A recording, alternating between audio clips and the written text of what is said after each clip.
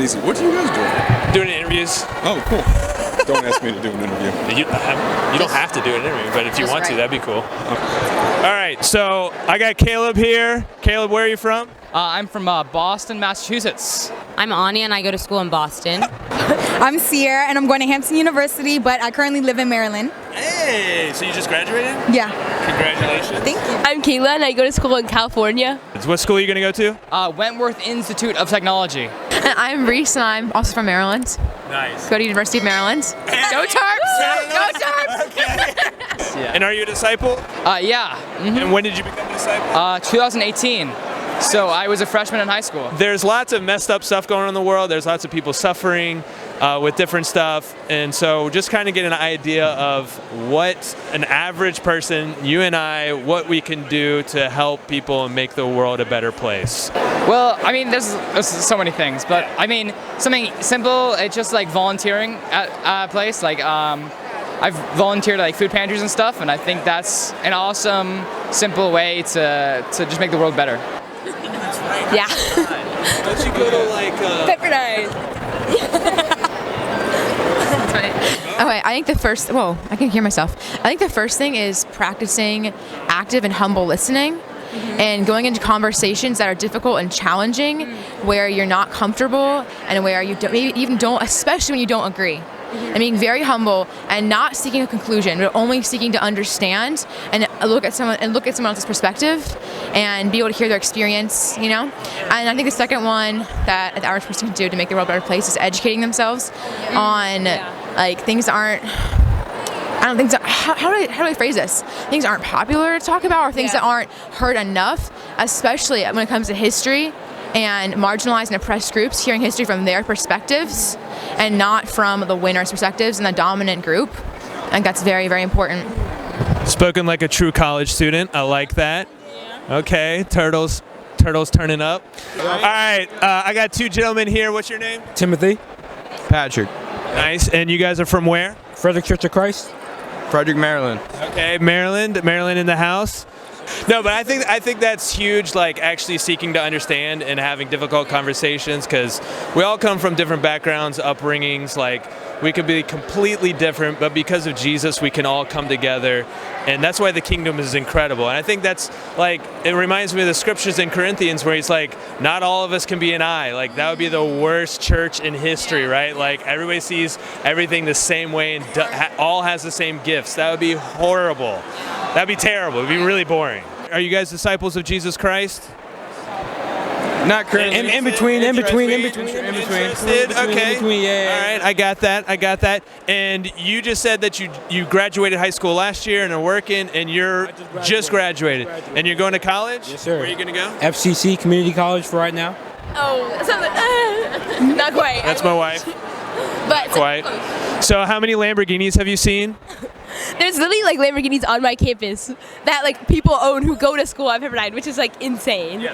I would definitely say like be more aware of what's going on around the world. I think a lot of people are just like so focused on like here in the U.S., you know, and I think you should expand outward and look to other countries and then take a look at the U.S. again, you know. That's how I think. Nice. I like that. All right. I think mine is very similar to Reese's. I think building community, and in the sense that like when you listen to people, you're not just listening to them when you're debating them, but you're digging into their lives and the lives that they've lived, and you spend time with them and spend time with their family and understand what has caused them to form the opinions that they formed. Because I think at that point, everything starts to kind of click a little bit and helps you to understand kind of where they're coming from. And also just like, building community is such a beautiful thing, and I feel like it's such a human experience, you know, in the Bible when it says it's not good for one of us to be alone. And so I think to see, like, when people come together, how much healing can just happen from that, like sitting together over a meal, and like how unity can be built just by talking over food or that kind of stuff. I think that can be a really, really powerful thing. So practicing active and humble listening and doing that in community with someone and digging into the life that they've lived and their family and all of that. Yeah. Awesome. Spoken like a very highly educated individual here at a very prestigious school in Boston. With all this COVID stuff and all this like diseases going around and stuff, make sure you check up on your peoples, you know, every time, encourage them and all that stuff, because like mental health is a big thing right now.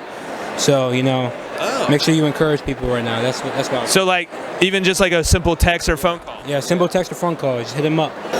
Pick up trash. Pick up trash. Pick up trash. Love it. Have you picked up trash at this conference? I don't think so. That's a big no. Are you going to pick up trash today? Possibly. Mine is very simple. I say forgiveness. Forgiveness because revenge causes you to do things that you regret later and also causes way more damage than just forgiving and having peace. Because God says, you need to hold your own peace and I'm your peace. So you not forgiving others causes collateral damage for everyone else, including yourself. So, yeah. I love it. I love that. I love it. Last but certainly not least. I'm gonna keep mine short and simple. I think just like loving people unconditionally no matter what. I think like it is so powerful to love someone, especially if it's like someone who's difficult to love or someone who doesn't receive a lot of love or someone who doesn't fit in with like the typical group. I think just being able to like love them, like meet them where they're at and like also just actively listening to them and trying to understand their perspective and hearing their story. I think, yeah, just like taking the time to like sit down with people and hear their story and like really love them and affirm them in that, I'd say is. That's awesome. And I think the church and the kingdom can completely change the world. It did change the world, and I think it will continue to change the world. And Jesus said, "They will know you are my disciples by your love for one another." Yeah. And it's powerful. That's why these conferences are so awesome, because it's like literally everybody from around the world, we're all coming together because of Jesus. Right. Yeah. So, I think that's something that we've been seeing through lots of people, is just like being kind. Yeah. Like caring for people, loving people. Hard. It definitely is hard nowadays with like how the world views people. It's just, you just got to keep, persevering and, get it done. Nice. I think be a friend to somebody that doesn't look like they have a friend at the moment. So you can go up to them, maybe say hi, introduce yourself, and you can make a new friend and maybe make their day. So yeah. What do you think? I was gonna say make new friends too, because it can make people's day, like Ulysses said, and like maybe you can make a nice connection that like you'll have for like maybe the rest of your life. So. And Jesus also has a lot of things that he's done in his life: walked on water, created food, told his disciples to catch a fish and pull money out of their mouth. So any superpower of Jesus that comes here is like, this is a dope superpower. And what are you doing for work? Amazon. Working at Amazon. Hey, are you in a factory? Do they let you pee? Yes, they do. Yes. Okay, so are the not what it seems. Okay, so it's a bunch of lies out there. It's a lies. It's all of it. All of it. And you're getting them fat paychecks. Yes. Yep. If you could have one superpower of Jesus's, what would it be? Oh, that's wine. Wine, baby, all day. And he is in high school, and have you ever tasted wine? No. I mean, you gotta say walking on water, right? Nice. I'm gonna be straight up, flight. Because when he left the disciples, he ascended into heaven. So I know that flight's right there. I'm taking that. I'm flying.